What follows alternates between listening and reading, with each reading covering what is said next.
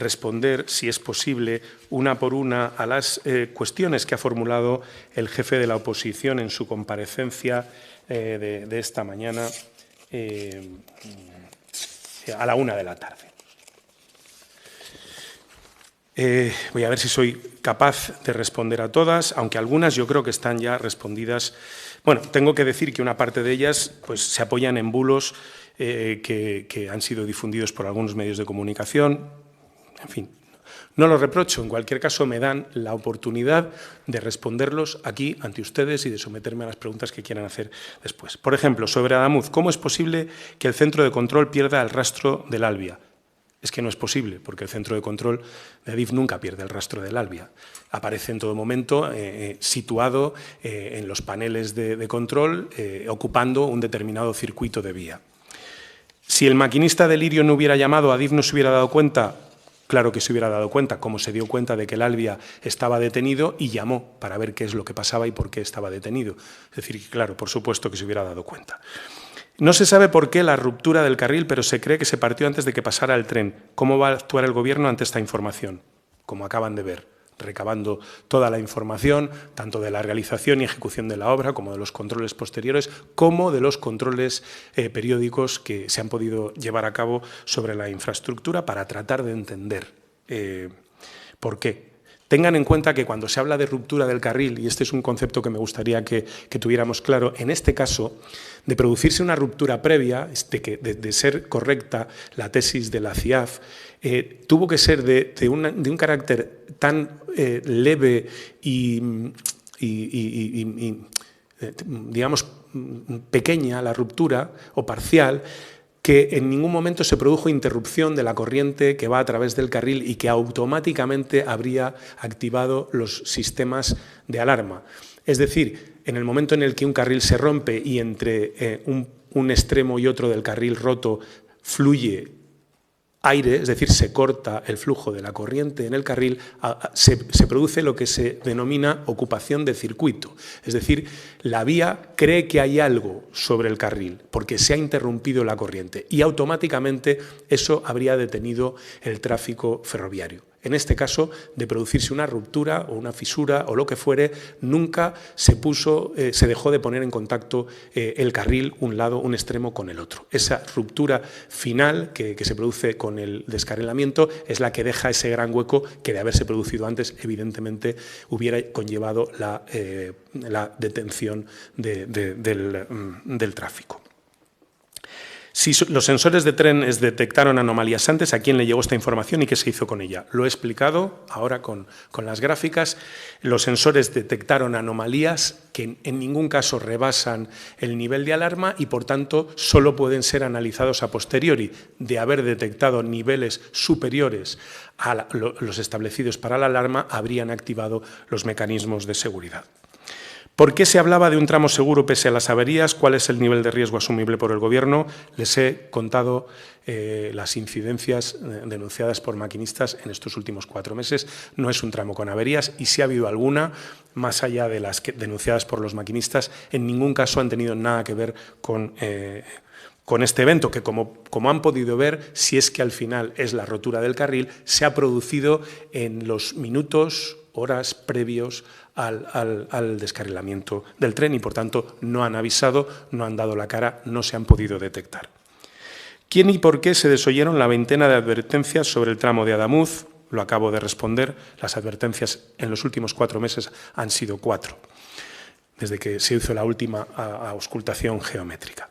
¿Están en condiciones de asegurar que la custodia de las piezas ha sido la correcta? Esta es una respuesta para la CIAF y para la Guardia Civil, no para nosotros, porque no somos los custodios, la custodia de la CIAF y no, yo desde luego no el Ministerio como tal. En Barcelona, ¿de quién depende el muro que se cayó? ¿No lo mantenía nadie? Bueno, aquí me van a permitir que les lea la respuesta que nos remite Carreteras.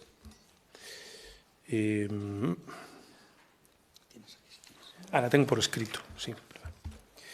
Bueno, el muro objeto del vuelco punto kilométrico 178.7, carretera AP7, calzada sentido sur, se encuentra incorporado al sistema de gestión de puentes de la DGC con código asociado a la estructura AP0007-0178+711 como elemento asociado al estribo. La duda de la titularidad que se manifestó inicialmente responde a los primeros momentos del incidente, pero una vez se ha tenido acceso a la información necesaria, ha quedado resuelta.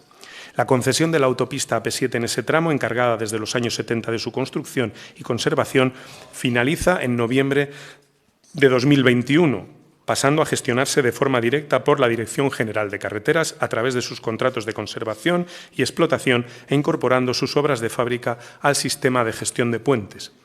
Aquí viene lo importante, o bueno, todo es importante, pero esto es más. A partir de esa fecha se inspecciona por la Dirección General de Carreteras con la periodicidad y contenido que marca la nota de servicio de 9 de marzo de 2007 sobre realización de las inspecciones de nivel básico en obras de fábrica, muros y obras de contención, obras de paso y túneles de la red de carreteras del Estado. Así se han realizado 3 inspecciones, 2 básicas en mayo de 2023 y agosto de 2024 y una principal inspección de nivel superior en febrero de 2025.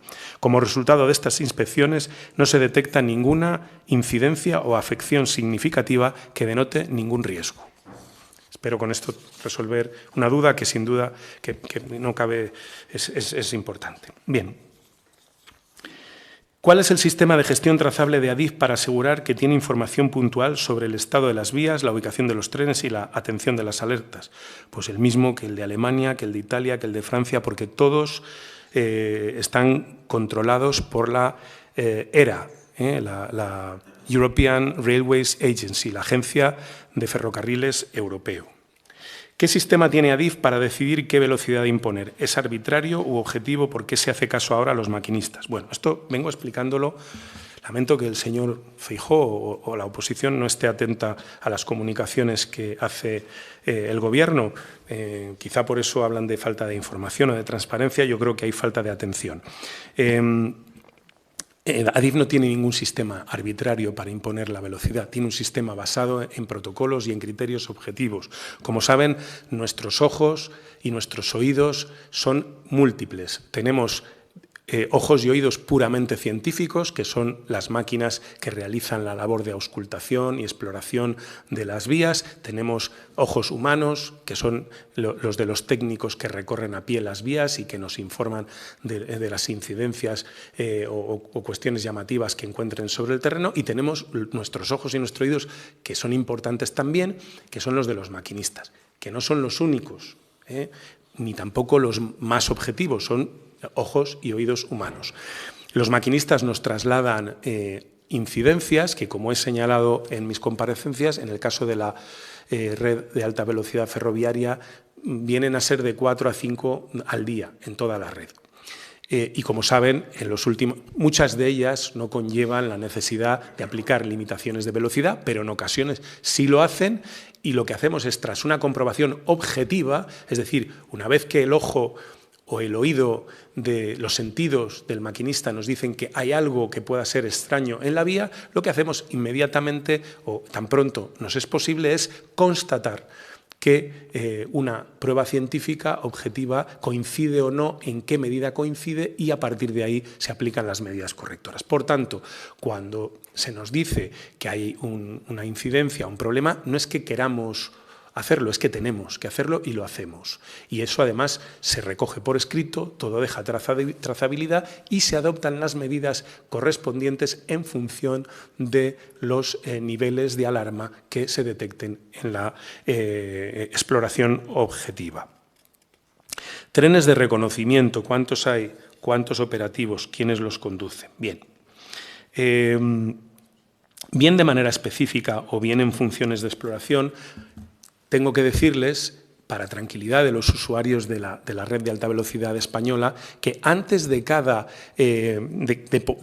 puesta en explotación cada mañana de la infraestructura hay un tren en alta velocidad que va por delante explorando la vía para garantizar que la misma está expedita y se encuentra en perfectas condiciones para que se pueda proceder a la explotación comercial.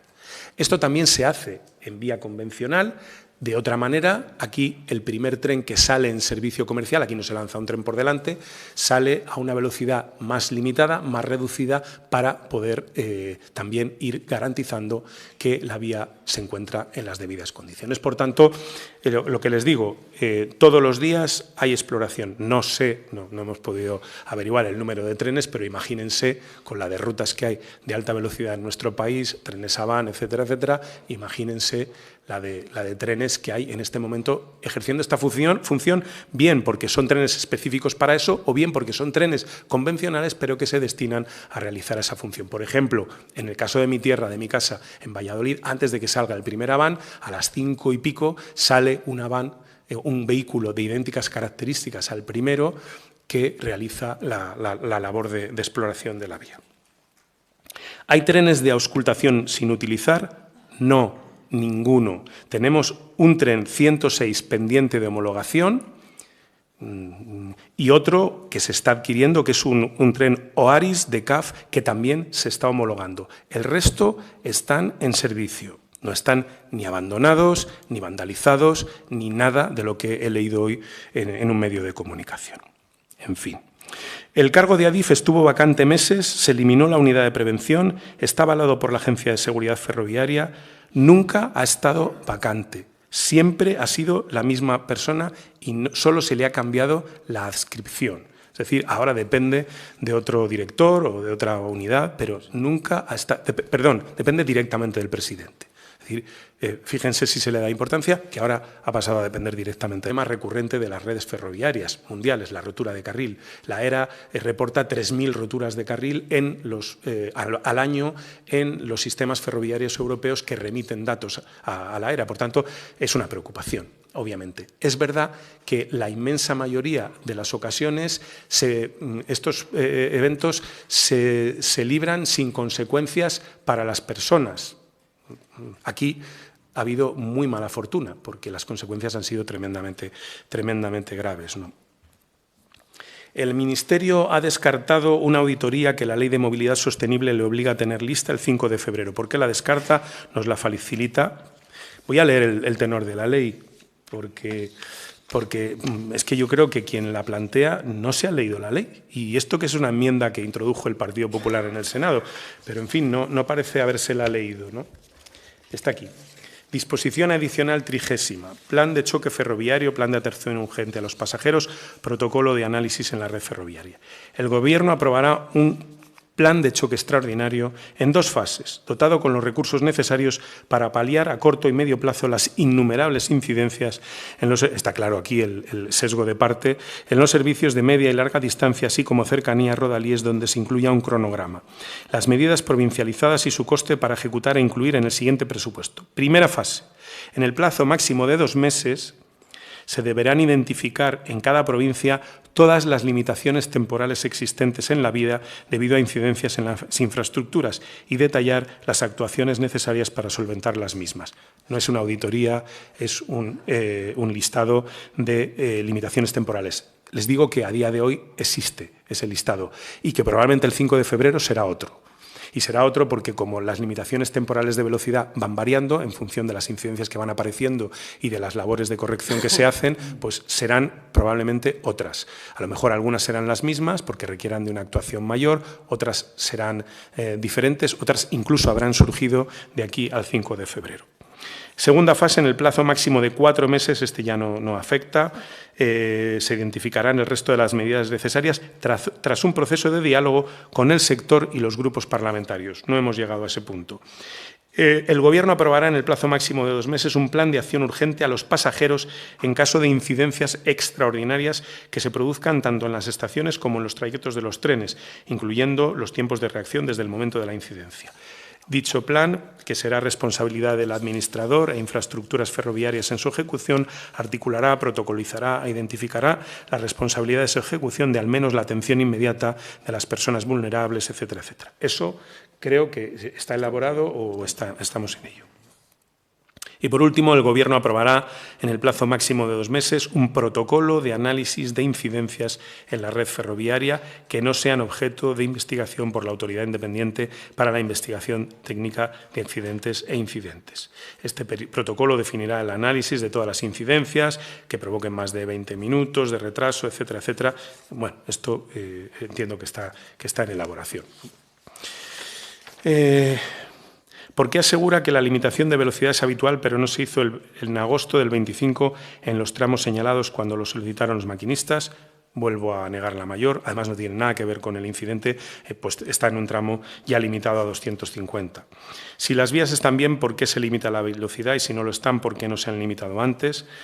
Las vías están bien, pero no son invariables. Las vías soportan tráfico, inclemencias del tiempo, accidentes, en fin, cosas que le afectan la propia evolución de las mismas en el tiempo, y lo que se hace es detectar qué puede haber, qué deficiencias puede haber, y se les aplican las medidas correctoras oportunas. ¿Cómo se puede afirmar que todas las vías están en perfecto estado si eso afirmaban de la línea Madrid-Sevilla? Pues podemos afirmar que están en perfecto estado porque, como habrán podido comprobar, todas las comprobaciones así lo decían.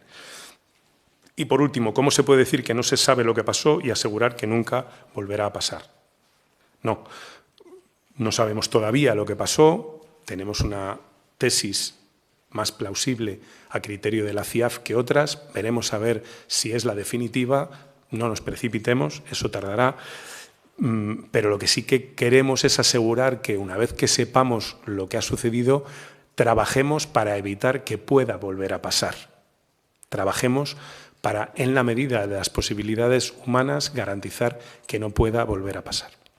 Las roturas de carril, como les digo, si es que fuera lo que ha ocasionado el incidente, son problemas recurrentes de la vía del sistema ferroviario español y europeo, y no será, como han podido ver, porque no haya controles o no haya sistemas de homologación, etcétera, sino porque a veces pueden producirse algunos fallos que en este momento y con los sistemas actuales parece que no son tan fáciles o tan sencillos de detectar. A partir de aquí, no sé si me dejo algo a su disposición para cuantas preguntas quieran realizar, tanto yo como las personas que me acompañan en la mesa, sin límite ni de tiempo ni de preguntas. Gracias.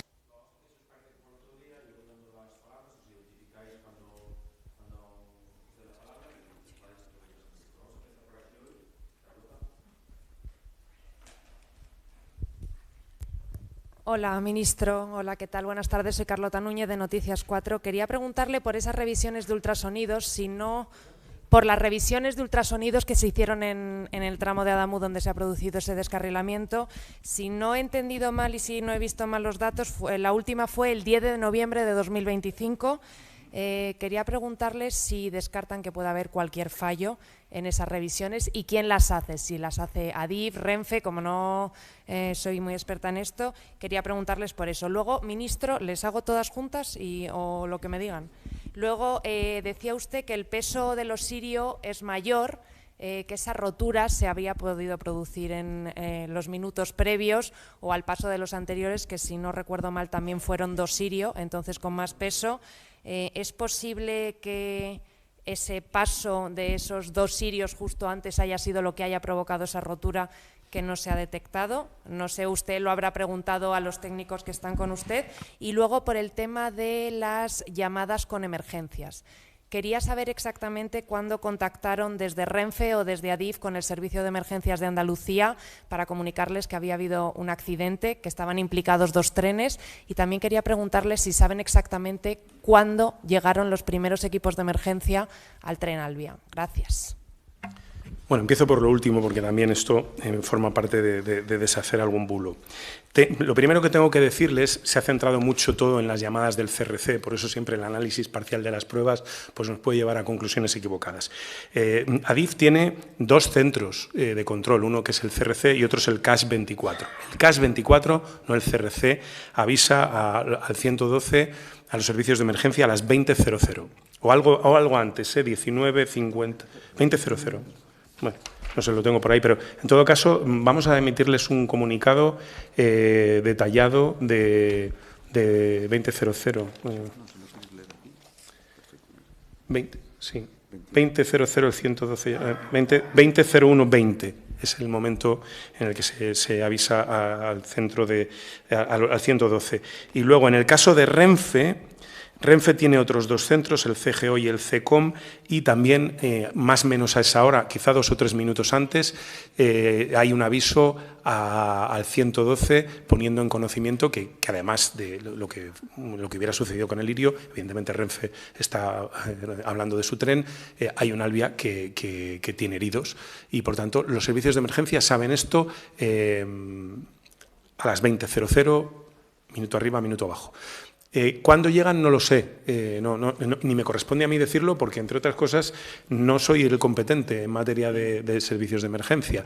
Sí me han dicho que la Guardia Civil estaba allí a las 20:15 o un poco antes, o sea, más rápido, pues no sé si se puede. Y también lanzo un mensaje, estoy convencido de que todos fueron en el menor tiempo posible e hicieron todo lo mejor que pudieron, porque cuando se dice tardaron más en llegar al Alvia, piensen en los condicionantes. Cuando se llega allí, el primer tren con el que se topan es el Lirio, en el que había heridos graves y fallecidos. Y es lógico que sus primeras miradas se dirigieran al Lirio. También que el otro tren estaba más difícil de localizar porque estaba a oscuras, a 500, 600 metros al fondo del trazado, y es lógico que tardaran algo más en llegar al otro por esas 2 razones, porque tenían heridos en el primero, supongo que además no llegarían todos los servicios de golpe, empezarían llegando unas unidades tras otras y las primeras abordaron lo que tenían delante. Si no hubiera habido ningún herido en el Lirio, ningún fallecido, pues hombre, sería más cuestionable que no hubieran llegado antes al Alvia, pero es que tenían mucho corte, tenían mucha tarea en el Lirio y, por tanto, yo quiero de verdad lanzar un mensaje de confianza y de defensa de los servicios de emergencias en Adamuz, ¿no? El peso del Lirio, vamos a ver, nuestros trenes, aquí hablo desde un conocimiento más superficial, los trenes tienen que cumplir unas normativas de peso por eje para ir por la infraestructura. Ningún tren puede circular por la infraestructura si no las cumple. Este tren obviamente está homologado y certificado y, aunque sea más pesado que el Alvia con el que se cruzó, que es un tren mucho más ligero, más pequeño, etcétera, es un tren que cumple con las exigencias que tiene nuestra normativa en lo que se refiere a pesos para operar en nuestra infraestructura. Por tanto, si pesaba más, lo único que quiere decir dentro de la norma es que era más fácil que ese tren recibiera esos mordiscos en los bogies que los otros, que actuaban menos sobre el carril y que, por tanto, bueno, pues no recibían ese impacto o esa mordida de una forma más evidente, ¿no? Falta, no sé si falta.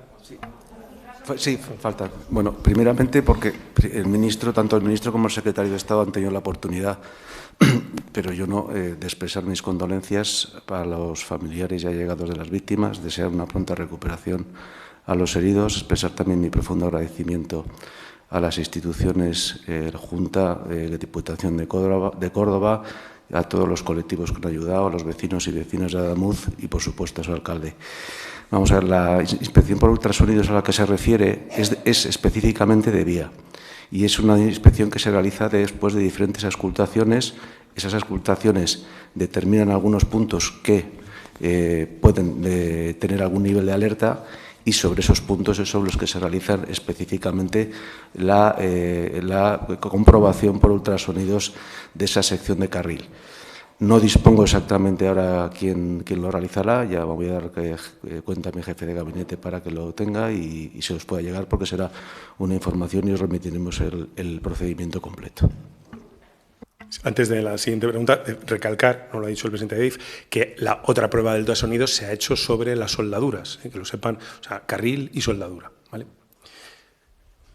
También una cosa, se me ha olvidado decirlo, importante, el carril es un carril de ArcelorMittal, también otro bulo que era chino, ArcelorMittal con su numeración, tal, la empresa siderúrgica española que suministra carril desde tiempo inmemorial, absolutamente contrastada, en fin, y que tiene sus controles de calidad, o tiene que tenerlos obviamente, y completamente certificada, con toda la numeración, etcétera, etcétera. Igual que las soldaduras también tienen su trazabilidad. Es decir, que tenemos trazados los carriles, la colada que se empleó para la fabricación de esos carriles, me dicen que son en torno a, no sé si 20 toneladas, 200 toneladas la colada, y con eso se hace un número de carriles X, y eso está todo numerado, sabemos la colada de ese carril y sabemos por el troquelado del carril y de la soldadura y por la documentación, qué soldador llevó a cabo la soldadura que, insisto, fue revisada con fluidos y con ultrasonidos una vez hecha, y toda recibió el visto bueno, y también visualmente. Sí, ahora. Sí. Conchi Gil, de La Sexta. Ministro, le estaba preguntando precisamente a la compañera sobre los servicios de emergencia, sobre esa llamada, pero yo quiero matizar cuándo comunicaron desde Adif o desde Renfe a Emergencias Andalucía que había 2 trenes en el incidente. Esa sería la pregunta, porque es verdad que he respondido sobre emergencias, es verdad que ha habido llamadas sobre emergencias y sobre Renfe, pero queríamos saber cuándo se comunican con emergencias en este caso de Andalucía, cómo se hace esa comunicación, es decir, cómo se pone en comunicación precisamente con estos equipos, cómo explican que no llegaran hasta allí, hasta la zona del Albia, en torno a 1 hora tardaron en llegar, y luego, sobre todo también, cómo es posible que se supiera por parte de Adif, de Renfe y de los servicios de emergencia, digamos, en Madrid, pero sobre el terreno Guardia Civil y Emergencias no supiera de la existencia de 2 trenes en el accidente hasta que pasó aproximadamente un tiempo, aproximadamente 1 hora. Y luego hemos conocido la llamada también hoy precisamente sobre lo que incidir en eso, la llamada que se ponen en contacto entre Adif y 112, pero ¿cuándo se le comunica a Emergencias de Andalucía? Mire, nosotros, en el momento en el que hacemos, y le voy a leer literalmente la transcripción o la relación que viene del Centro de Coordinación Nacional de Seguridad y Emergencias de Renfe, porque nosotros comunicamos al 112 de Madrid, pero al de Andalucía es que no vamos a ir comunicando de 112, simplemente entendemos que existe una comunicación. 20 horas 01:20, FECON, lo que he dicho anterior, nos pone en conferencia al 112 de Madrid y al Centro de Autoprotección y Seguridad H24 de Adif. Este le indica que ha descarrilado un tren en los caminos de la vía 1 en la estación de Adamuz y que, por lo visto, hay un tren en la vía continua que ha resultado afectado con heridos. Al ir a frenar, se supone. O sea que el 112 de Madrid, que evidentemente habrá hecho lo mejor que haya podido su trabajo, tiene conocimiento de ese punto. Automáticamente entendemos que ya está. Le tengo que recordar que a nosotros, en el primer caso, quien nos avisa, y que por llamadas de los propios viajeros del tren Irio, nos avisa Adif, es avisado por el 112. No sabemos si de Andalucía o de Madrid. ¿Y en algún momento se sabe que el 112 de Andalucía ya había recibido esa orden? Mire, yo, tal nivel de especificación, en esos momentos, con ese nivel de tensión, yo no puedo comentarle si fuera a ser. Vamos a ver, seamos conscientes, si yo marco el 112 desde el centro de control, me sale Madrid, es decir, que yo no elijo, y es la coordinación interna de los servicios de emergencias, el 112, el que tiene que trasladar al territorio lo que ha pasado, que estoy seguro que hizo con carácter inmediato, pero eso no nos corresponde a nosotros decirlo, ni siquiera lo sabemos. Segundo, nosotros tenemos constancia, o por lo menos nos creemos los testimonios que han prestado tanto Guardia Civil como los servicios de emergencia, de que no llegaron allí 1 hora más tarde. En cualquier caso, también quiero decirles que el punto estaba localizado, pero, ojito, hay que llegar allí, hay que ver lo que es, caminos de tierra, hasta que se llega allí, y tuvimos suerte dentro de la desgracia, porque eso se produce 1 kilómetro más allá, tanto por un lado como en un caso hubiera sido en el túnel, en el otro pues estaríamos en una zona prácticamente silvestre en la que los accesos son caminos de tierra paralelos a las vías y hubiera sido todavía más complicado. O sea que dentro de la desgracia esto sucedió en un punto de acceso razonablemente bueno porque había un PAD de Adif en Adamuz. Y a partir de ahí, nosotros digamos que hemos cumplido con nuestra responsabilidad trasladándole me dicen, a las 19:53 el 112 ya tenía conocimiento. A las 19:53.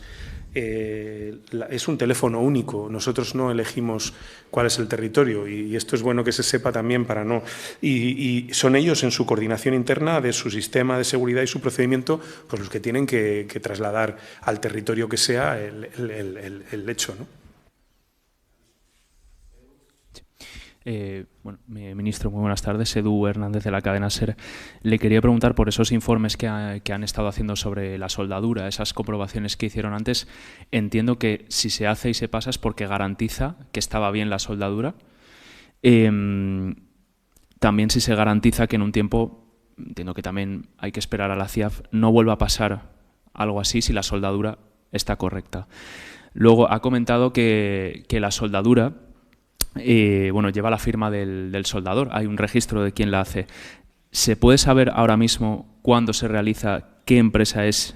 Ya nos ha comentado las pruebas a las que fue sometida y si esa empresa ha sido la que ha montado el resto de soldaduras en la vía.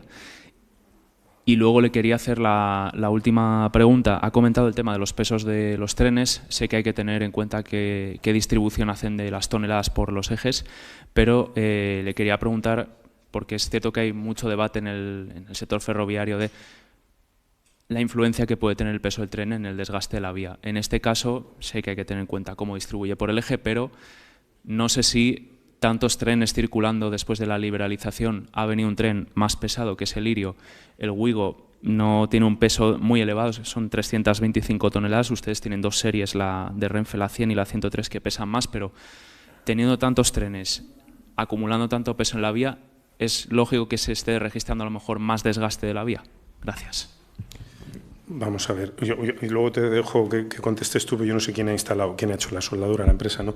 Vamos a ver, lo primero, ¿me podéis poner el certificado de las soldaduras, por favor? Ese, vale.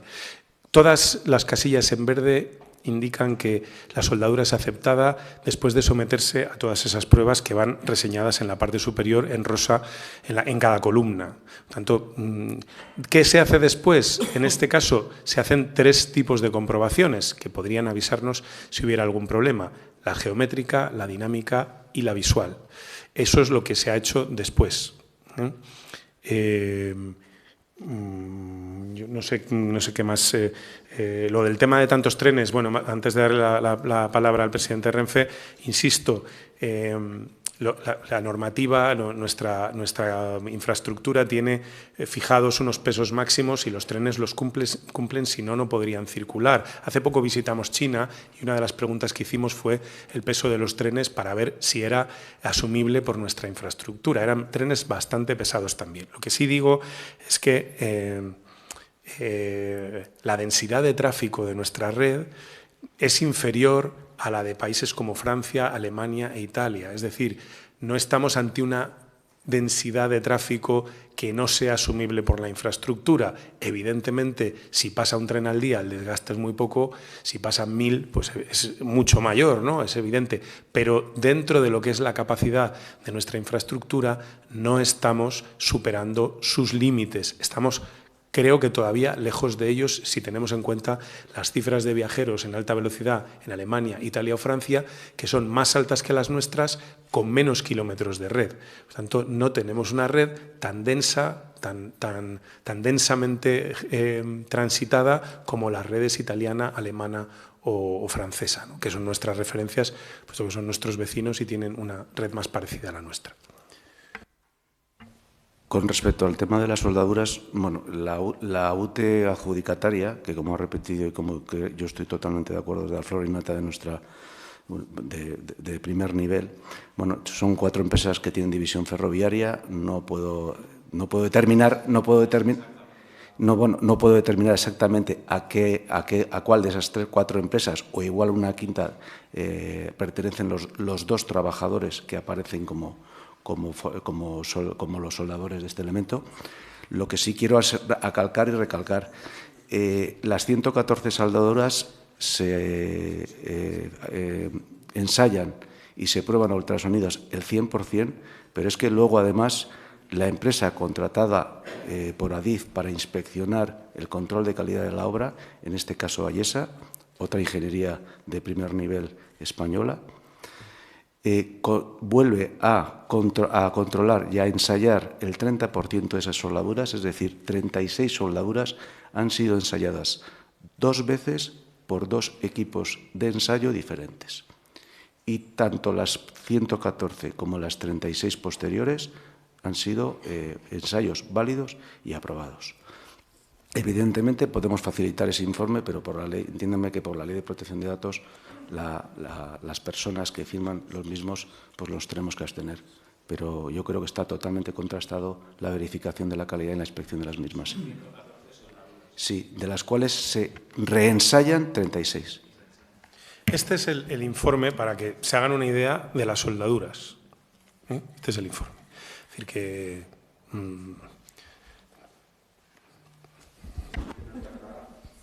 Hola, buenas tardes. A ver, han subrayado antes que estaban haciendo más controles de los que suelen ser habituales en este tramo de la vía. Quería saber por qué. Y luego, si estaba todo ok, pero en el documento del Talgo, no sé si como consecuencia se plantea, y esto en relación al documento del tren Talgo, que niveles que dan aviso, pero no es un aviso de emergencia, que requiere una actuación, modificar de alguna manera esos umbrales, si es algo que se pueda plantear. No me ha quedado muy claro cuáles son esos proyectos de investigación que se están haciendo en Adif sobre el tema de las soldaduras. Y ya que están aquí ustedes, los dos, y el presidente de Adif, al que vemos esta semana por primera vez, quería saber si se han planteado dimitir, asumir algún tipo de responsabilidades. Y el presidente de Adif, gracias. Bueno, pues contesto yo a las preguntas. En principio, ¿por qué? Realmente tienen que comprender que nosotros estamos haciendo una renovación parcial de la superestructura y parcial de algunos subsistemas y total de algunos subsistemas, como es el sistema de señalización, manteniendo el servicio. Evidentemente, nosotros por ello tenemos que aumentar y estamos tocando todas las noches la vía.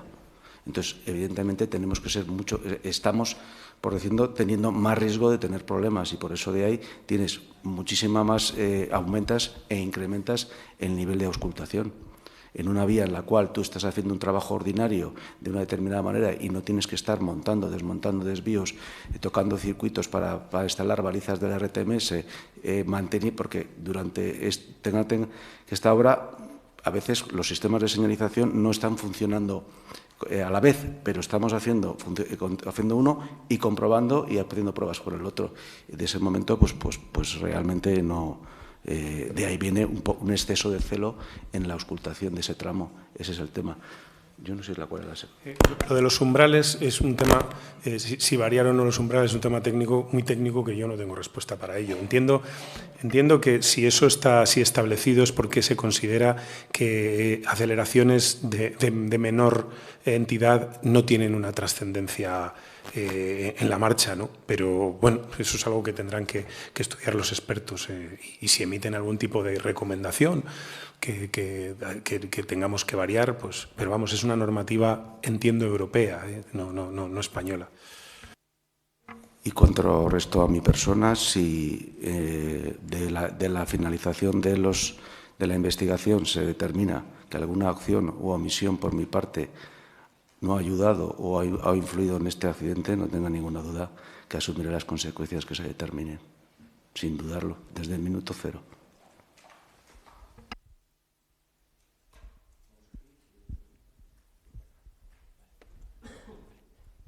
Buenas, soy Víctor Briegas de Antena 3 Noticias.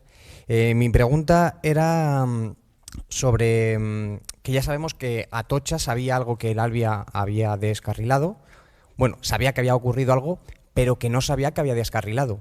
Es decir, ¿cómo puede ser que con tanta información y con tanta tecnología esto aún no se sepa? Bueno, es que todavía en el mundo nadie ha desarrollado esa tecnología, no nosotros. Tenga en cuenta que usted si va al sitio, que yo iré ahora cuando termine, eso es la Sierra de Córdoba, en medio de la montaña, con unos problemas de orografía, con unos problemas y determinar, hoy por hoy los sistemas satelitales para determinar los trenes nos permiten localizar un tren, pero no sabemos en qué vía está. sea, hay sistemas militares mucho más precisos, pero en el mundo civil esa tecnología todavía no se ha desarrollado. Si no, estaría implantada, no le quepa ninguna duda. Bueno, aparte de eso, por contribuir un poco a la claridad, lo que se sabe es, digamos, la ocupación de vía, el circuito en el que está. Es decir, eso es lo que sale en el panel, está en ese circuito. Si está descarrilado, entiendo que no hay precisión, tenga en cuenta que está 1 metro o 2 desplazado de la vía, por tanto, bueno, pues estamos hablando de una precisión de localización que en el panel, desde luego, no se produce. Pero, a ver, sí que se sabe que está detenido, inmediatamente se pone en contacto con personal a bordo y entonces es cuando se sabe el alcance de los hechos.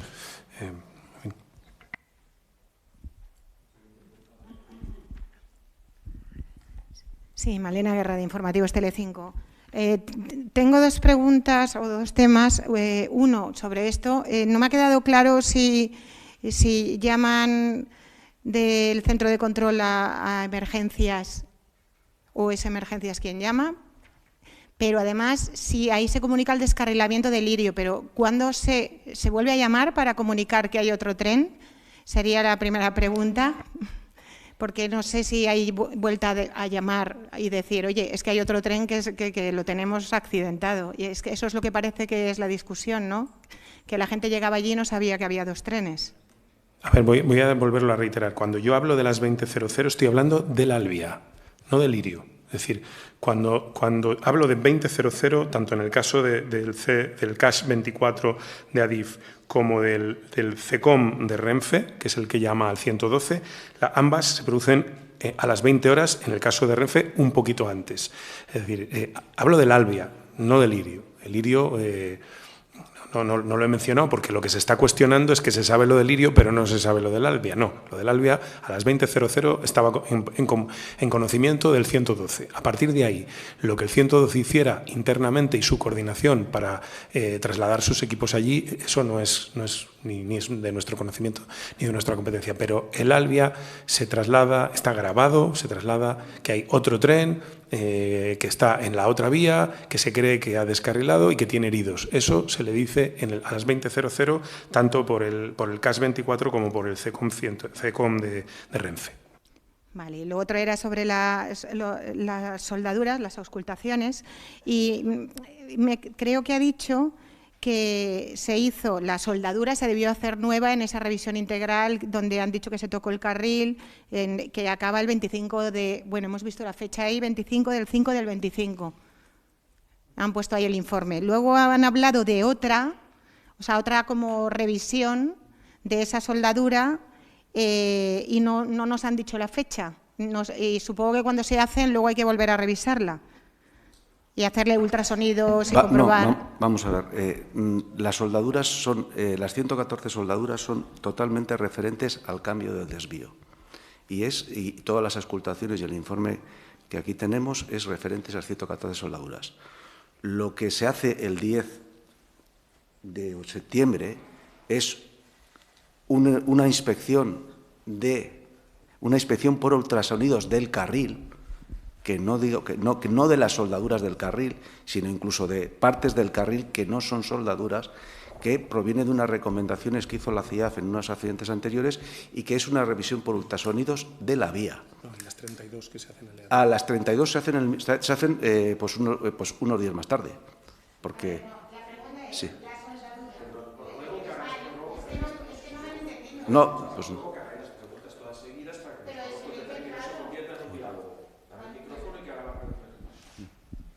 Pues eso, hago todo esto. La soldadura, la que está, que hemos visto todos en la rotura, que ahí está colgando, esa soldadura, ¿cuándo se hizo? Si se sabe, ¿cuándo? Porque supongo que se haría nueva en una revisión integral. ¿Cuándo se revisó para que estuviera toda bien? ¿Cuándo se volvió a revisar? Porque en las auscultaciones, no me queda claro, en las auscultaciones dinámicas, si pasa el trenecito y no nota nada, ahí no baja nadie a pie a meterle unos rayos de ultrasonido, ni unos líquidos penetrantes. Entonces, es saber cuándo fue la última vez que se ha revisado eso. Y luego, la segunda pregunta, porque si no me cortan, es si se han planteado eso que se hace a niveles de porcentaje, que es volver a revisar por porcentaje las soldaduras, que no se revisan todas, ha dicho que se revisaron 36 de esas 114. La cuestión es qué ritmo hay de control de las soldaduras. Son 350.000 en todas las vías, es imposible, pero no sé si es a nivel de que se detecta incidencia o que hay una cadencia que está basada aleatoria en porcentajes. Una pequeña precisión. Dices, la soldadura que hemos visto todos colgando, no lo sabemos. Hemos visto un carril roto, no sabemos si es a la altura de la soldadura exactamente, si la soldadura no forma parte de la rotura, eso es algo que va a tener que determinar el laboratorio. Lo digo para que quede claro. Eso lo determinará el laboratorio. Y luego especificar que en este caso concreto se hace un análisis de todas las soldaduras inicial y se hace uno aleatorio, estadístico, de 32 o 34, del 30%, se hace un muestreo del 30% a los 2 meses, unos días después de hacerse el examen inicial. Los resultados, tanto del análisis de todos los puntos de soldadura como de los aleatorios, fue positivo. Ahora, lo que no sé es la otra pregunta. ¿La fecha? ¿En qué fecha? No, la fecha ya te hemos dicho que una en el momento de hacerse la soldadura, una vez hecha y certificada, y la otra a los pocos días de certificarse la soldadura. Entonces no se ha vuelto a revisar desde 2020. Perdona, es que, de verdad, o sea, es que... Has hecho una pregunta que es si se hacen luego revisiones y con qué periodicidad, y eso es lo que va a responder él. Vamos a ver, por aclarar, las soldaduras, las soldaduras que se realizan por parte de la empresa que las ejecuta y los ensayos por ultrasonidos, el informe está firmado el 18 del 6. Vamos a hablar de informe, no vamos a hablar de por lo menos cuándo se han realizado. Por decirlo de una manera, las soldaduras, y ahora me vais a permitir porque es bastante prolijo, las soldaduras de comprobación o recomprobación se firma el 24 del 6 o 25 del 6. Ahora bien, ultrasonidos de vía. Ultrasonidos de vía, lo que se hace es, de las auscultaciones geométricas y a veces de las auscultaciones dinámicas, se determinan puntos de la vía que pueden coincidir con una soldadura o pueden coincidir con una parte de un carril donde no hay soldadura, en el cual se detecta un pico y entonces se dice, oiga usted, vamos a ir allí. Si se ve físicamente que no hay ningún problema o que lo hay, y entonces a partir de ese momento se determina, sigue dando ese problema y resulta que pues puede haber algún daño interno del carril o de esa soldadura, es cuando específicamente se van a esos puntos en esa campaña, en esa inspección de vía, y se vuelve a hacer por ultrasonidos. Tanto si es soldadura como eso es un elemento de carril entre medio de dos soldaduras. Espero haberme explicado. Y luego, por último, recordar que el 5 de octubre se hace una inspección visual también, en la que se revisa soldadura por soldadura y tramo a tramo del carril, toda la zona. De hecho, en el informe, si hay un bollito en el carril, se fotografía y se caracteriza en el informe. Hasta ese extremo llega el análisis que hacen en las inspecciones API. Generalmente se hace una al año y es tremendamente exhaustiva. Se recoge cualquier cosa que se observa que considere que puede tener algún tipo de incidencia. En ese informe de 1 de octubre no hay ninguna reseña de ninguna anomalía detectada en esa soldadura. Hay en el informe se reseñan unos golpes, algunas cosas que han llamado la atención. Entre ellos no está el punto concreto del incidente.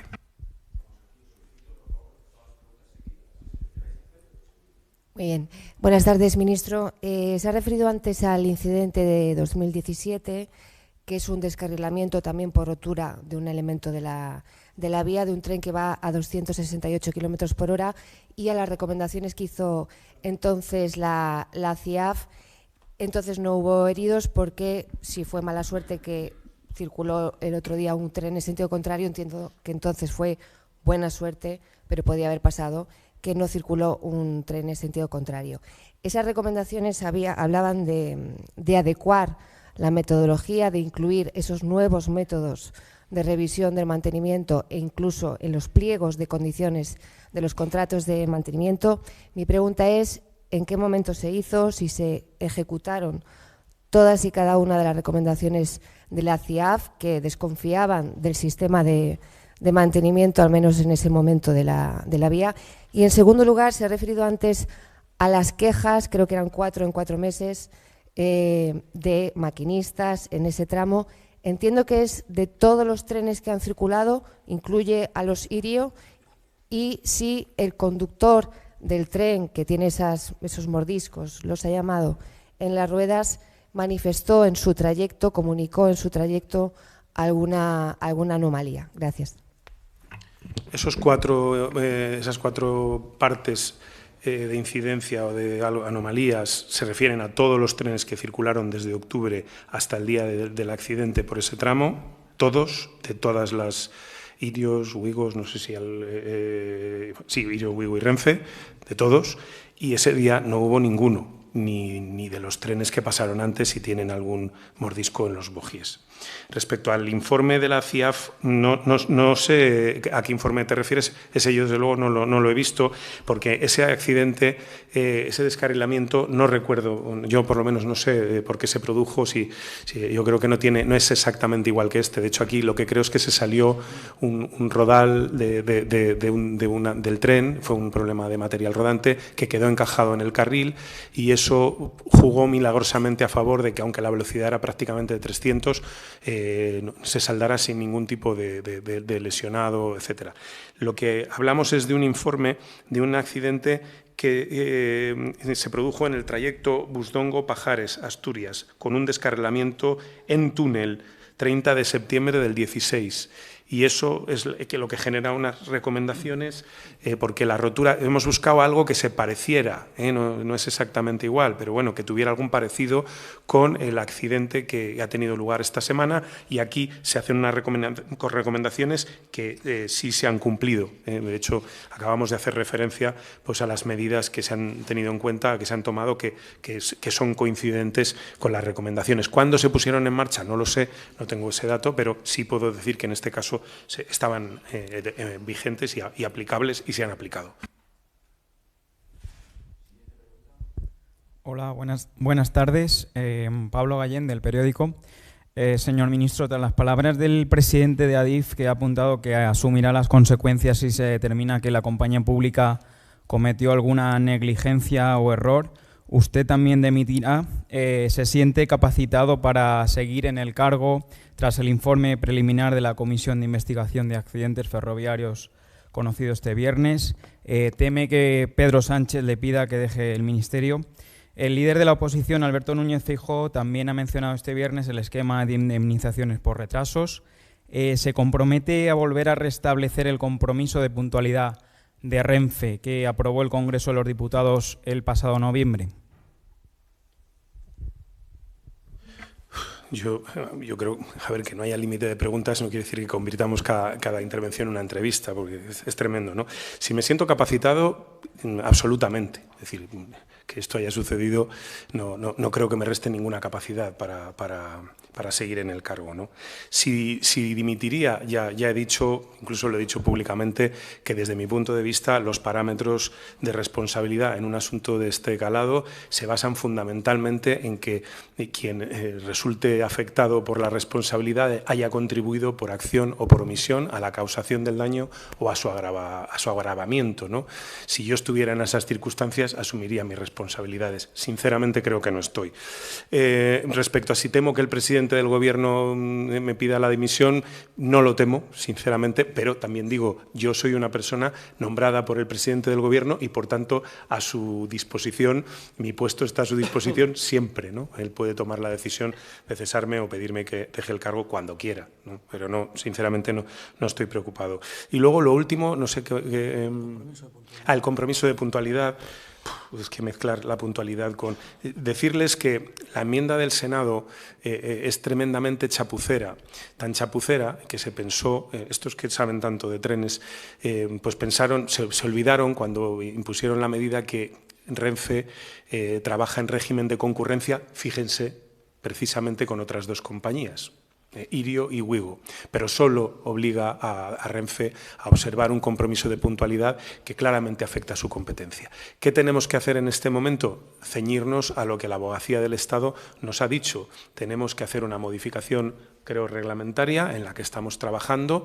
Eso es lo que va a articular los mecanismos para que quienes se consideren afectados de manera discriminatoria por la medida, primero para aplicarla y para quienes que se consideren puedan recurrirla o puedan actuar contra ella, y en ese trabajo estamos. Lamentablemente, pues quien hizo la enmienda le cegué tanto yo.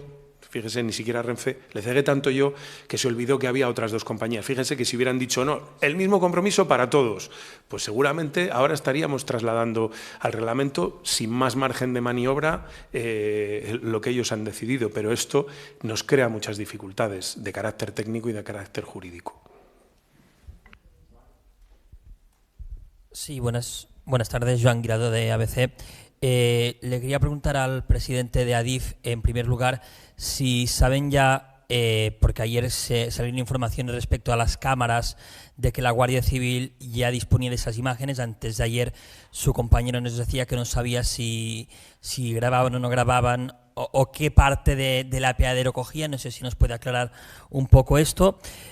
Luego le quería preguntar también, para aclarar respecto a la pregunta de la compañera de Telecinco, si esa soldadura concreta a la que se refiere el informe de la CIAF, que habría saltado, si es que une la vía original del año 92 o es de la nueva. Es decir, creo que la soldadura 345, no sé si corresponde a la del 92 o la nueva.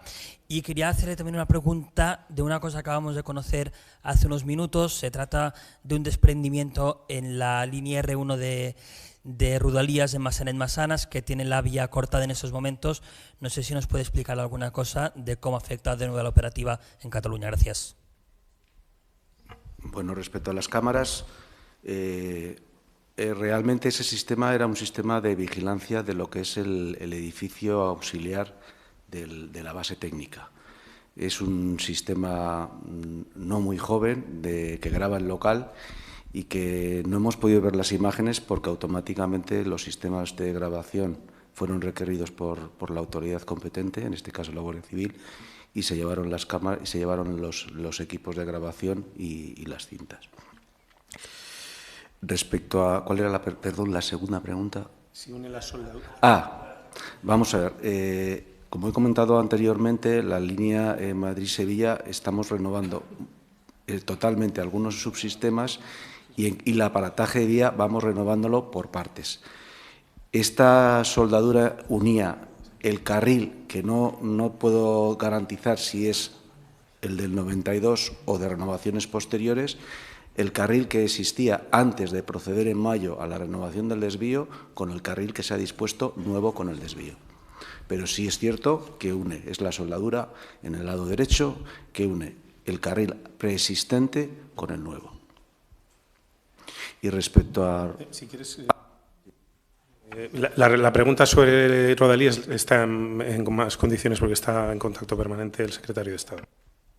No, simplemente decir que creo que es conocido ya, porque lo habíamos pactado con SEMAF y con Renfe, que en la tarde-noche de ayer se exploraron todas las líneas, y las líneas que se han considerado operativas, por tanto seguras, están acordadas con SEMAF y con Adif.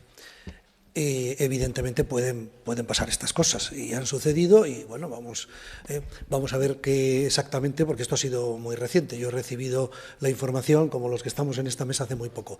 Lo bueno es que no ha habido ningún tipo de incidencia en personas, es decir, no hay heridos, se ha podido frenar el tren con antelación suficiente, y vamos a ver qué es lo que ha pasado con ese incidente.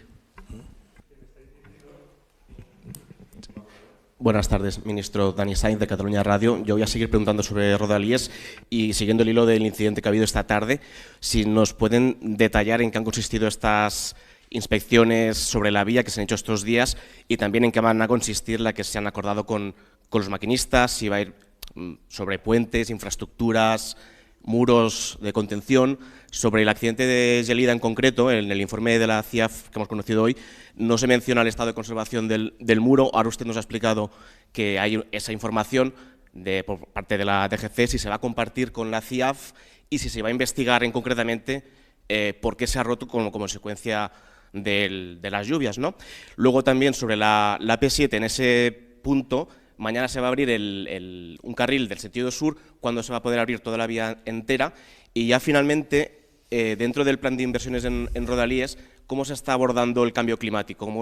¿Qué actuaciones hay en concreto para que no pasen estos sucesos que están relacionados pues con las lluvias extremas que está viendo Cataluña? Gracias. Bueno, respecto a las últimas acontecimientos en Rodalies, desde antes de ayer, la Generalitat disponía de una certificación por escrito de que las líneas eran operativas.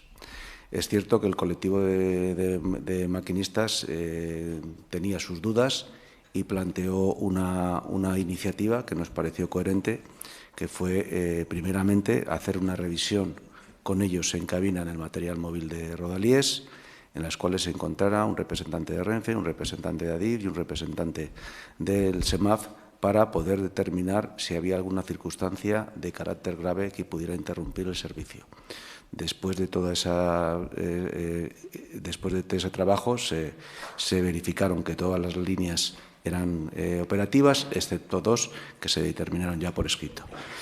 También ha habido un compromiso de atender una serie de reivindicaciones que no afectan a la seguridad de la vía, pero que afectan a la calidad y la fiabilidad del servicio, que se ha determinado pues, con un pequeño plan de inversiones acometerlo.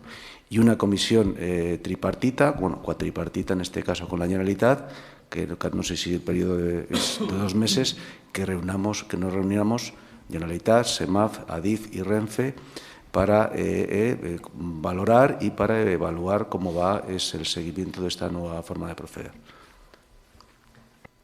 Sí, en relación, por ampliar información sobre la P7, efectivamente hemos tenido hoy una reunión con la consellera de Infraestructuras de Territorio y de la Generalitat. Hemos hablado de esta apertura que se producirá, parcial, que se va a producir el sábado, a petición de la Generalitat. Podríamos haberlo abierto antes, pero nos han pedido expresamente que abramos este carril en dirección Tarragona, el carril interior, a partir de mañana sábado a mediodía.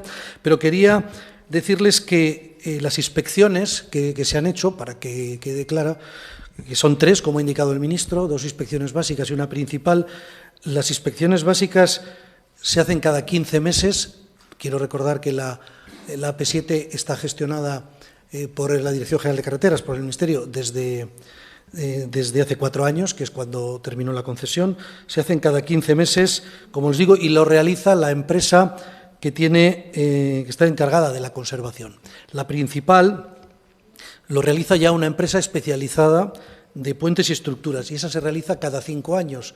No es lo habitual en Europa, suele ser un periodo más largo. Aquí lo hacemos cada 5 años. Y los sistemas de control, desde luego, están homologados a los estándares internacionales. Les daré como dato que la Dirección General de Carreteras tiene bajo su competencia el control de más de 23.000 puentes y 19.000 muros. Es decir, que nos tomamos muy en serio esto y tenemos un procedimiento y un protocolo que cumplimos a rajatabla. Y la última pregunta, que se refería a las medidas relacionadas con el cambio climático, lo preguntaban por Rodalies, pero yo creo que lo podemos hacer extensivo a las infraestructuras. Les diré que el observatorio que se ocupa de la gestión de emergencias y de la unidad de crisis ha incorporado precisamente como una de sus funciones el trabajo de protocolos que tengan que ver con la prevención o la minoración de los efectos del cambio climático. Yo creo que esa es precisamente una de las novedades interesantes de este observatorio que gestiona las crisis y las emergencias en nuestro país. Buenas tardes. Yo tengo tres preguntas. Una es una aclaración sobre los proveedores de material y de servicio al presidente de Adif, porque han hablado de Arcelor.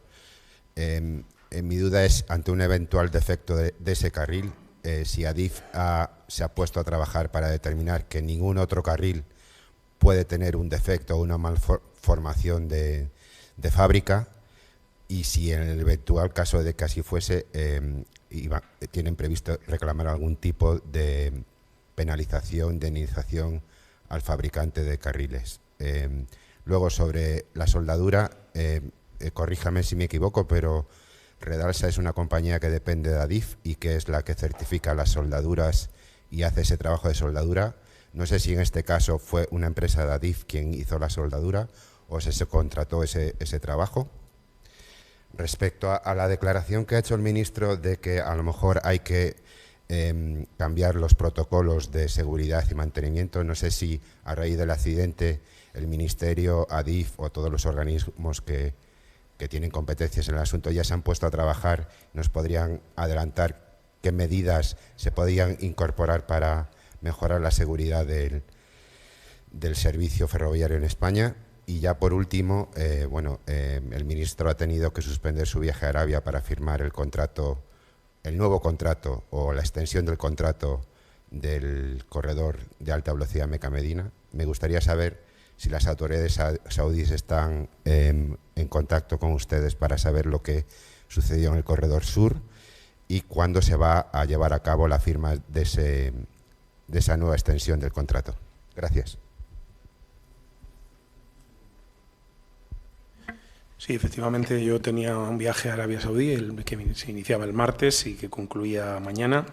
Tenía no solo el tema Haramain, sino también, había mucho que hablar precisamente de tema ferroviario con el gobierno saudí. No hemos podido hablar, obviamente el lunes suspendimos el viaje y lo retomaremos en cuanto sea posible, porque es un contrato muy importante para nuestro país. Es un contrato que garantiza la continuidad de la gestión por parte de Renfe de esa línea, pero también tenemos que hablar del futuro, ¿no? Del futuro de otras líneas en Arabia Saudí para nuestras empresas y para nuestro país, ¿no? que ha conseguido desarrollar una red de alta velocidad, una línea de alta velocidad en el desierto, la única por el momento en el mundo, que está además funcionando de manera ejemplar, ¿no? Cambiar los protocolos es muy pronto para trabajar en esa línea, porque aunque estamos hoy, casi tomando una hipótesis provisional como algo definitivo, la realidad es que estamos ante una hipótesis provisional, ¿no? Y por tanto me anticipo. Hemos tenido conocimiento del informe al mismo tiempo que el resto. El posible defecto de fábrica del carril es una de las razones que pueden estar en la hipótesis, pero en este momento no tenemos, necesitamos un análisis de laboratorio y a partir de ahí, lo que sí tenemos es garantizado que sabemos la trazabilidad de esa partida y no está de más que eso sí, a partir de ya nos pongamos a localizarlo, ¿no? A localizar esos carriles, ¿no? Y el resto yo no tengo conocimiento de lo. Respecto al... es cierto, como bien dices, el suministrador del carril es ArcelorMittal, es una empresa de top, suministra casi, yo no sé si el 100% o el 99% del carril que se fabrica, que utiliza Adif, con carril fabricado en España, con estándares de sostenibilidad. Y, evidentemente, si se deriva alguna responsabilidad por nuestros servicios jurídicos, determinarán la que tenga y veremos dónde acaba esto, pero primero yo creo que estamos adelantando cosas. Sí le puedo decir que el ministro me ha dado indicaciones ya para localizar todos los lotes de ese mismo carril y tener una auscultación especial de todos y cada uno de los elementos que se encuentren, porque tenemos la trazabilidad de los datos y a partir de la semana que viene estaremos ensayándolos. Y es cierto, la soldadura la hace Redalsa. Redalsa es una empresa participada al 51% por Adif, que es referente en el mundo del tratamiento de las soldaduras y de la generación de barra larga de carril. Y, por supuesto, para mí no es un demérito, todo lo contrario, es un mérito. Y es la empresa... Y de Valladolid. Y es la empresa a la cual la UTE contratista subcontrató la ejecución de los ensayos de ultrasonidos de las 114 soldaduras, que después, por otra empresa y por otro equipo, fueron reevaluadas 34. Hola, se me había hecho una pregunta que he quedado dejado sin contestar y me he dado cuenta ahora sobre cuándo vamos a abrir la AP7, y quiero que simplemente sepan que la verdad es que se ha hecho un trabajo extraordinario por parte de la Dirección General de Carreteras, porque ayer mismo estuvieron los ingenieros del Ministerio junto con gente del CEDEX, del Centro de Estudios y Experimentación, y tenemos ya un primer planteamiento que podremos empezar a desarrollar a partir del momento en que el tren que todavía está en la vía se mueva. Pensamos que eso podrá ser mañana domingo y, por tanto, a partir de ese momento, el plazo que hemos hablado con la Generalitat hay que tomarlo con todas las cautelas, porque una vez que se empiece el trabajo en el talud, lo que nos dicen los ingenieros es que, bueno, pueden aparecer nuevos problemas, por tanto hay que ser muy prudente con esto, pero lo normal es que, si todo fuera bien, lo podríamos abrir en 2 semanas. Pero insisto en la prudencia, porque lo primero aquí va a ser cuidar la seguridad por el ferrocarril y por la carretera que está.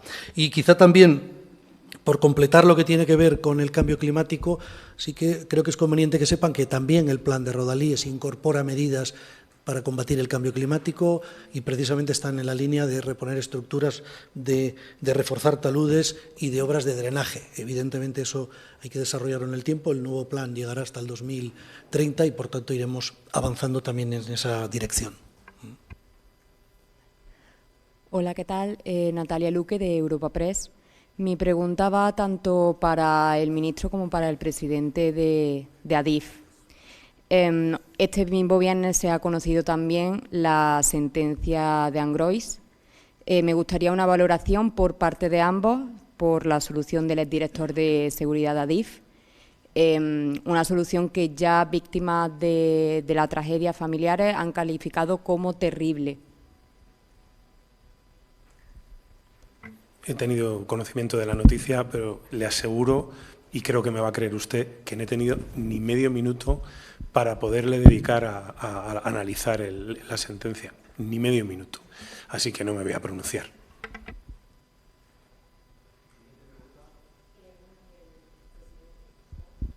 Pues el presidente de ADIF ha tenido menos tiempo que yo todavía, o sea que no nos vamos a pronunciar. David García, de Televisión Española.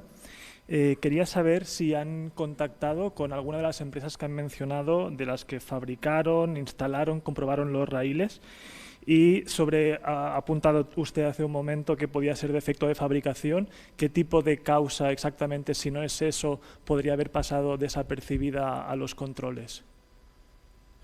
Vamos a ver, esto ya son temas muy técnicos, eso nos lo tiene que decir el laboratorio. Hay en las imágenes, no se han mostrado, no están en el informe de la CIAF, esas imágenes, hay una mancha en el centro del carril. Parece ser que eso se deriva de la velocidad no sé, está aquí el presidente de Renfe, que se lo sabe mejor que yo, un problema, un defecto en la colada, puede ser lo que esté, pero a ver, que estamos hablando de verdad de una de las posibilidades, o sea, no me gustaría que se situara aquí ahora el foco, ¿no? Que pasáramos de un foco a otro, es una hipótesis y hay una mancha, bueno, hay que verlo, hay que ver, y tiene que ser el laboratorio el que lo determine. Nosotros no tenemos conocimientos ni medios para determinar algo así, es decir, esto entenderán que si se van a mandar los carriles a un laboratorio por parte de gente que tiene muchísimos más conocimientos que yo para decir qué es lo que ha pasado, pues es evidente que yo tengo todavía menos posibilidades de decir qué es lo que ha podido pasar, ¿no? Sí, Manuel Muinelo, de Telemadrid. Quería preguntar, desconozco si ahora mismo, me ha parecido entender que el cambio al sistema RTMS está haciéndose ahora mismo sobre la vía.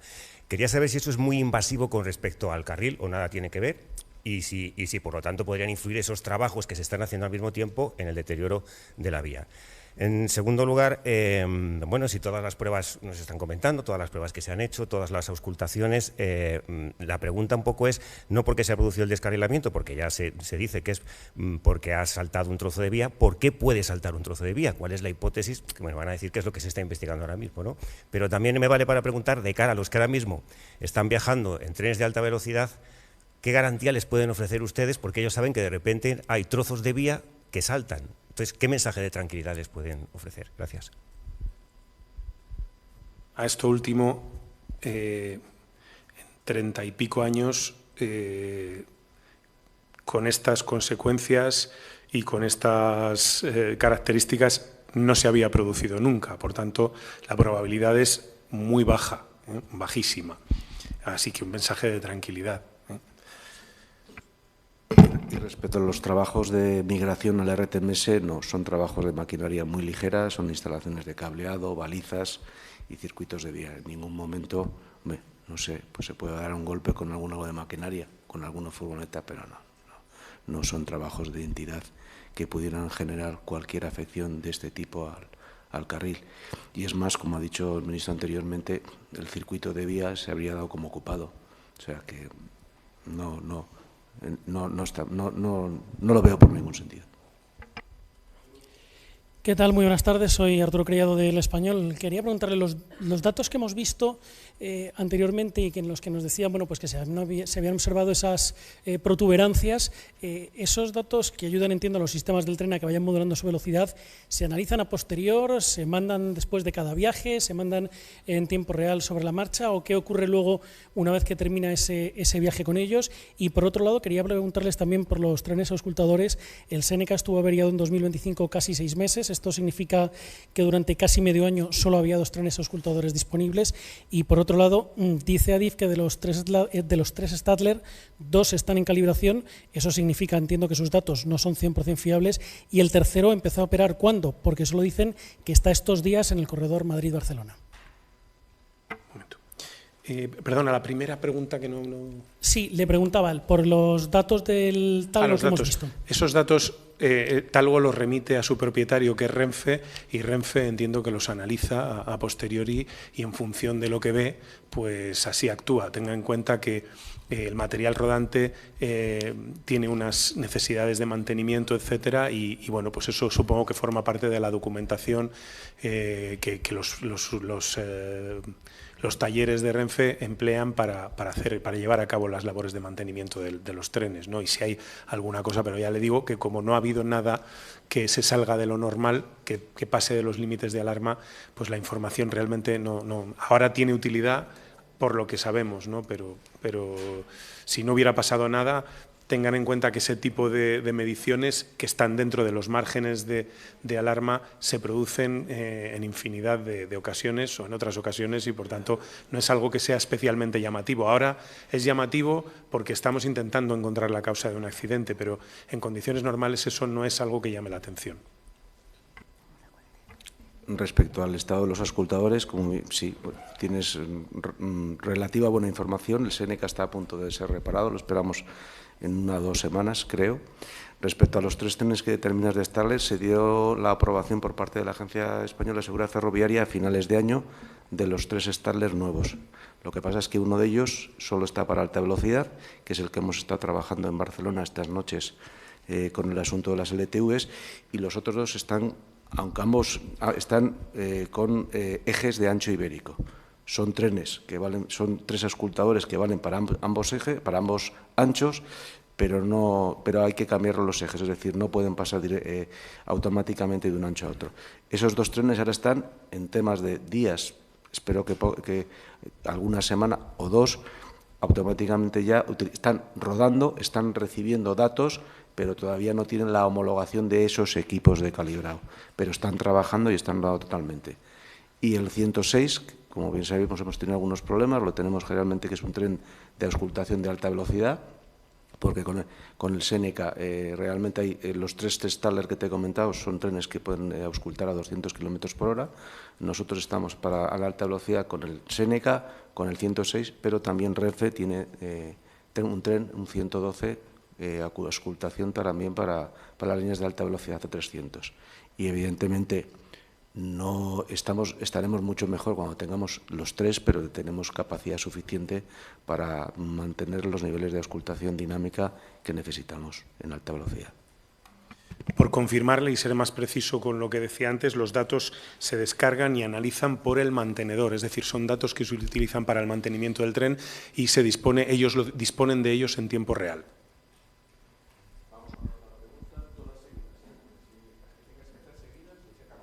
Vale, muchas gracias.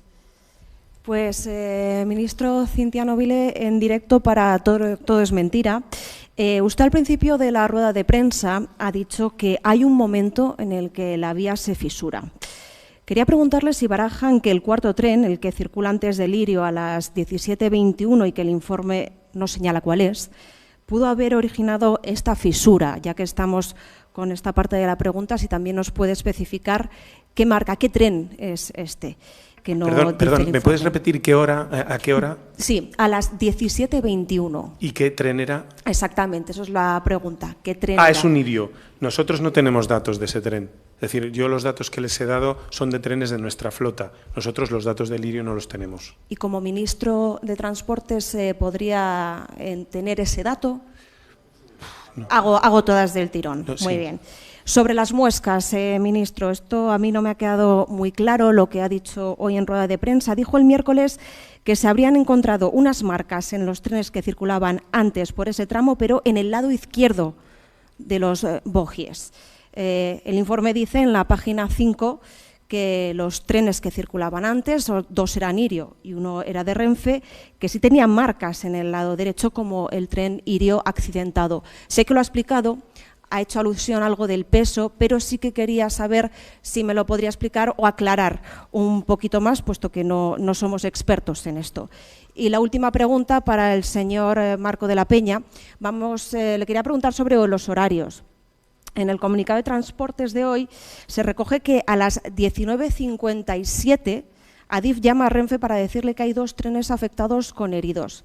Sin embargo, el miércoles en la rueda de prensa, la persona que estaba aquí en nombre de Adif, el director de tráfico de Adif, dijo que fue a las 19:50 que Adif ya sabe que hay 2 trenes involucrados. ¿Por qué se tardan esos 7 minutos en avisar si hay una llamada previa de Adif a emergencias? Y si es así, ¿a qué hora es esta? Muchas gracias. Yo primero, para que el ministro pueda encontrar la información. A ver, Ángel, que es director de tráfico, hablaba con los datos que él tenía del Centro de Regulación y Control. Desde ahí, como ha dicho el ministro anteriormente, tenemos, no sé, no le puedo explicar ahora escasamente esos 7 minutos, pero lo que quiero descansarles es una cosa, del primer tren y del primer Irio, quien nos avisa es el 112, porque recibe llamadas de los viajeros. Y a partir de ese momento es cuando se desencadena pues todo el operativo y todas las reacciones, tanto por parte del Ministerio como parte de Adif y como parte de Renfe. Pero realmente el Irio es realmente el 112. No sé si ya es de Sevilla, de Madrid, el que se comunica con los protocolos que tenemos con nuestro centro de regulación, y a partir de ese momento, pues evidentemente, Renfe también evidentemente tiene su nivel de control, detecta también que su tren no se mueve y también detecta que tiene otro tren detrás del Irio parado porque no tiene tensión. Pero evidentemente, y desde el centro de control, que es a lo que se refería Ángel, tienen totalmente controlada la situación a nivel de posicionamiento de los trenes, porque esos trenes simulan parados y además no tienen energía. Los sistemas de telemando de energía de ambas vías han saltado por el enganchón que produce el Irio. De ahí viene que... Pero no le puedo detallar. O sea, el primer tren de Irio realmente se determina cuando el 112 nos avise. A ver, si podría tener ese dato como ministro de Transportes, no lo sé. Es una propiedad de Irio, propiedad privada. No, yo supongo que la autoridad judicial sí, yo lo dudo. En cuanto a lo de ese tren que yo mencionaba que tenía marcas en el lado izquierdo, no es un tren que pasara ese día. Nosotros nos hemos remontado más allá, hemos intentado ver todos los pasos en los días previos y en concreto un tren que pasó por Adamuz a las 17:40 el martes 13 de enero tiene en la posición 11 del coche 6, rueda izquierda según sentido de la marcha, circulando con la motriz turista en cabeza unas marcas, y luego tiene una más parecida a las de los Irio en la posición 10 del coche 6, rueda izquierda según sentido de la marcha Córdoba-Madrid. A esto es a lo que me refería el otro día cuando hablaba de marcas en las ruedas izquierdas, no de los trenes que pasaron inmediatamente, sino de todos los trenes que se han analizado. Solo en esos trenes se han encontrado marcas, en este en concreto se encontraron en el lado izquierdo del tren. Una de ellas no es una marca parecida, pero otra sí tiene cierta semejanza con la que presentan los Sirio y el Talgo, o los dos, o el Talgo, un Talgo de Renfe que pasó inmediatamente antes también. Gracias.